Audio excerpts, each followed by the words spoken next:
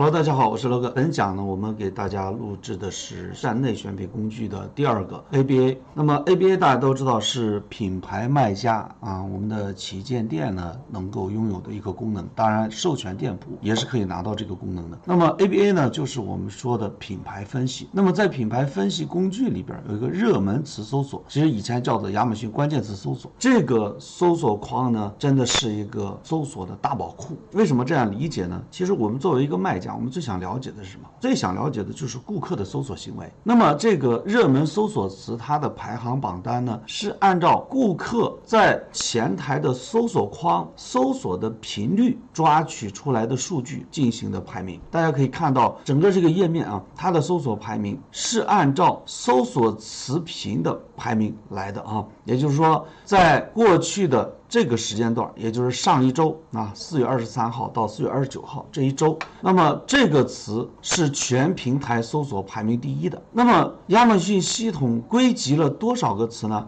？200万行关键词，所以这个就是在明确的告诉你什么市场需求在哪里。那么上一讲我们给大家讲的是细分赛道的选择啊，在商机探测器那一块去做的这个产品赛道的选择。那么 ABA 工具给到的是什么呢？是关于这个赛道下到底什么款式的产品是最好卖的。那我们依然以红酒杯这个关键词啊作为一个切入口来做一下搜索。那么我们搜索以后发现和红酒杯相关的词有这么多，然后呢最低的排名在第15万名。那 OK， 这些词代表着什么？代表着只要和红酒杯这个词相关，然后呢顾客也曾经搜索过。那我们看啊，它像什么呢？它特别像词组匹配，也就是说我搜的这个词，然后延展出来什么词呢？延展出来这两个词前后加词这种匹配方式。诸位可以看到 One Glasses 一直是一个整体，这是一个关于关键词的匹配方式的一个简单的小描述。那么在这些词里边都是和 One Glass 相关的，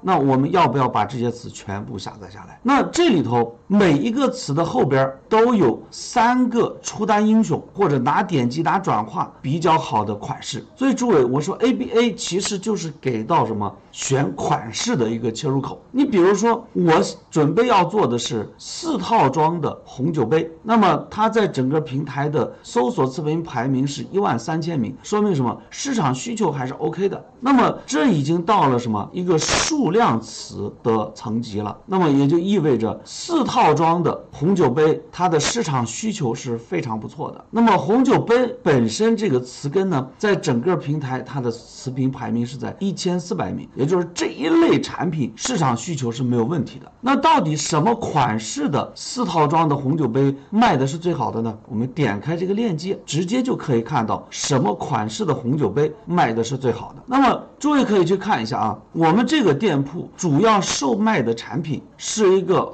方形红酒杯啊，它的主核心关键词在这里，搜索词频排名第11万名。也就是说，如果我按照这个词去打的话，那么首先说这一类产品的市场需求相对是比较低的，因为它涉及到什么红酒杯的一个造型。那么这个词和我的产品是高度强相关的一个词，如果我按照这个词去打的话，那我们知道它的搜索量要大得多，无非就是什么款式会有所不同。所以诸位卖家，在我选择款式的时候啊，因为咱们讲的是选品，其实我要考虑的，我同时还在考虑什么？在考虑我未来布局的词的层级到底要掌握在什么高度。那么4套装、6套装都可以成为我布局这个副题下变体的一个参考因素，包括12套装、2套装。所以我们这个链接呢，现在做的是4套装和2套装啊，2个变体。那么第一步我做的4套装，原因是什么？因为4套装的搜索量最大。那么再看这有一个长尾词，这个在我们上一讲讲解的时候，大家应该能见到这个细分赛道下啊比较有特点的一个产品啊，一次性的这个塑料红酒杯。那么这个产品目前我们的工厂不做，所以我就不再考虑这个了。也就是说，当我们把这些所有的关键词都拿下来的时候，我要去考考虑和我产品的匹配度的问题。当然这里头的页面可能和大家看到的页面会有所不同，为什么？我选择了哪些展示出来，哪些不展示出来，大家可以去按照自定义的这个列去做一下选择啊。我们来看一下4套装的红酒杯，刚才是这个链接是哪点击哪转化最棒的，这个链接拿点击的比率占比是 10.66%， 拿订单的比率占比是 6.8% 啊 6.8%。那么所以这个链接毫无疑问是这个词下表现最棒的。那到底它还有什么款式呢？再看第二个，同样是4套装的红酒杯，它就是一个什么大肚杯，然后呢无腿的，我们在这里可以看到无腿的，没有这个脚的，这样的款式也是顾客认为的4套装的红酒杯的一种款式。那么对于我来说，我在选择款式的时候是不是非常明确？因为对于我的工厂来说，只要是玻璃杯它都能做，所以这种大肚的红酒杯我要不要考虑切入，这就是我在选款式的时候直接可以看到的数据。那么这个4套装的产品，它的售价只有16美金，售价相对非常低。那好处是什么呢？好处是这个产品它的体积要小很多，它的成本也要低很多，也就是说它可以成为一个引流款布局在我的店铺。我们都要知道，一个品牌下想要把销量拉起来，一定要有引流款、利润款，一定要有布局的。如果你只卖了一个高客单的产品，这样的店铺是最难存活的。人们常说一句话叫做田忌赛马，那么我的良马、劣马都要把它用到最恰当的地方去。所以对于款式的选择，在我们的这个 ABA 工具里边啊，能够直接看到非常清晰的数据。那我们继续看第3款到底长什么样。第3款是一个小号的4套装的玻璃杯，因为这我们可以从哪儿看到呢？从它的容积上可以看到啊，哇，这个卖家的标题就不合规，对不对？不合格啊，不叫不合规。为什么？因为连容积都没有写，然后25.99美金的售价其实并不低。那我们看一下有没有容积相关的数据呢？到现在我都没找到哈。可以说这个卖家的链接还是有问题的，但是他依然能够拿到这个词下的排名第3，说明什么？说明这类产品的需求还是 OK 的。所以当我有了想要选款式的这种思路的时候， ABA 工具的这个点给到的就是最棒的。那同样的道理，我在一个词下看了3个链接，3个链接分别是3种款式，那么这么多的词都有什么相对应的出单最好的3个款式，你要不要把这些东西全看一遍，做个统计呢？如果统计完了以后呢，我发现某几个款式占领的关键词比较多，那么这些款式是顾客最喜欢的，它不一定是 best seller， 它也不一定有黑标，但是它在这个词上是全平台最棒的。那比如说我们想要看一个粉红色的红酒杯，那到底什么款式的粉红色的红酒杯是最棒的呢？点开一看，再打开你的认知啊。因为什么？我们对于粉红色的红酒杯的认知就是它应该是一个透明的粉红色的，结果呢发现是一个镀金的，然后里边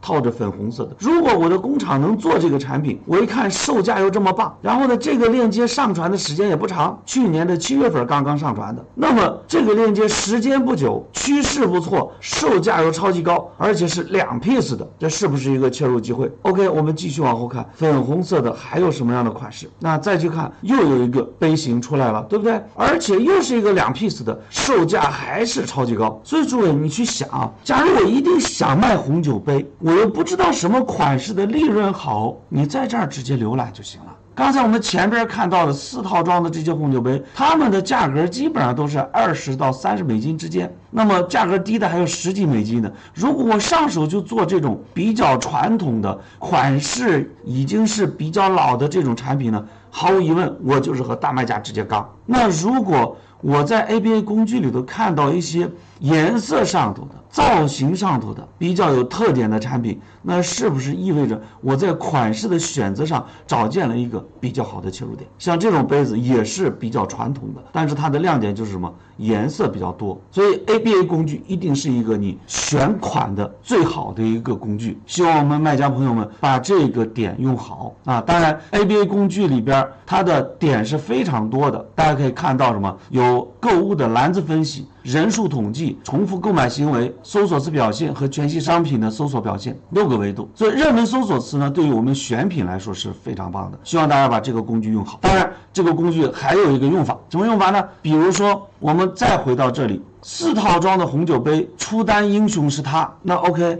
我能不能查一下这个 ASIN 它的主力出单词是什么？这在我们未来的 listing 编写上会给到你非常大的助力。那么这个 ASIN 我们可以看到，我搜了它以后呢，它在这么多词上都是排名第一的啊。我们大家可以看一下这个部分啊，它显示在第1列，对不对？它在这么多词上都是排名第一的。那么 OK， 我们可以发现什么呢？它的主力出单词到底都有哪些？反过来再给你什么影响呢？打开你的认知啊！你比如说，你总想着红酒杯，人家加了一个什么白葡萄酒杯，那依然是它。所以关键词的布局从这里去打开你的认知，因为什么？这个产品就是典型的你的同行同款产品。那么它到底在用哪些词出单？这是未来我们给我们的 listing 编写和我们广告的打造埋下一个比较好的关键词的伏笔。本讲内容呢就这么多，希望大家一定把 ABA 工具的热门搜索词这个功能给它用好，找到最适合切入的款式。我是 Logan， 带你每日精进，学习思考实践交流，关注盛瑶跨境 Logan 带你每日精进。